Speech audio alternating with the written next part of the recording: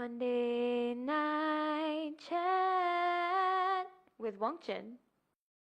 Brought to you by the Member of Parliament for Kelana Jaya in collaboration with Invo. Welcome to Monday Night Chat. This is episode 67. On Policy Monday, we're going to discuss what happens to a Member of Parliament after Parliament has been dissolved, and Parliament was dissolved last Saturday. On Q&A, we're going to talk about, as usual, 5 questions. One of them is to ask, who is my favorite artist?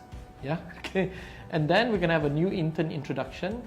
Chris Lim joins us and he's going to talk a little bit about his experience. Welcome to Policy Monday. We're just going to talk about the dissolution of Parliament and what happens after that. When do we have to call the election?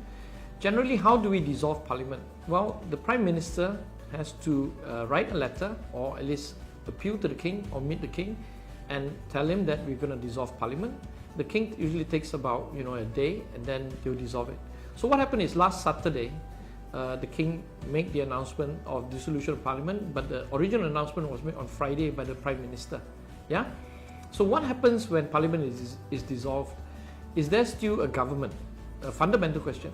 There is going to be an interim government. So what are the powers of interim government? Interim governments, I suppose, cannot pass new laws. That's a no-go. Yeah, because Parliament has been dissolved. So there will be no new laws. Can they sign trade agreements? They can't sign trade agreements because trade agreements require the approval of Parliament. Yeah. So they can carry out normal thing, executive powers as usual. The immigration office is not going to close. The police are going to still run, so and so forth. But they cannot pass new laws and they cannot sign new trade agreements. I think that's broadly the maximum powers of an interim government. So the third question is, when do they have to hold an election? Under Malaysian law, is 60 days after the dissolution. Now, in general practice, we can expect the election to happen 1 month after dissolution. So the expectation now is very clear. It's going to be a May election. Yeah, we're shooting this Monday Night Chat on Friday. Yeah, the last Friday. So maybe the announcement of the actual election date might be made on Saturday or Sunday. Yeah, but broadly speaking, they have 60 days. So it's going to be a May election. They cannot have it be during Ramadan. That's not likely to happen. So it's going to be in the first week of May, my guess. Yeah. Now, very last issue. What happens to a member of Parliament when Parliament has been dissolved? Since we're not member of the cabinet, we're not executive members of Parliament. So our role basically has just ended. We should take down the any emblems that we have, parliamentary emblems. For instance, I've got 2 cars, and both cars have a parliamentary badge. That has to be removed. We have to stop all our work for people. We can't really claim any money from state government or federal government as of Saturday. Yeah. So if you come up to my office and seek help, we'll probably deal with your problem, but we can't issue an official letter or officially open a file. Yeah. So stay tuned for the elections and see what happens after that. We're all praying very hard for change of government. Thank you, and that's the end for Monday Night Chat for this week.